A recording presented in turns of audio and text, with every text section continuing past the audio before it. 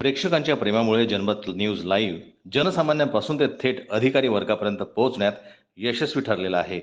जनमत न्यूजवर प्रसारित होणाऱ्या बातम्या समाजामध्ये परिवर्तन घडवण्याच्या मार्गावर असताना अधिकारी वर्ग देखील जागा होताना दिसतोय.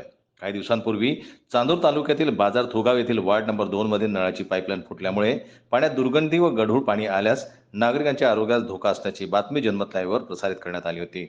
या बातमीद्वारे नागरिकांच्या आरोग्याला धोका उत्पन्न होण्याची शक्यता दर्शवण्यात आली.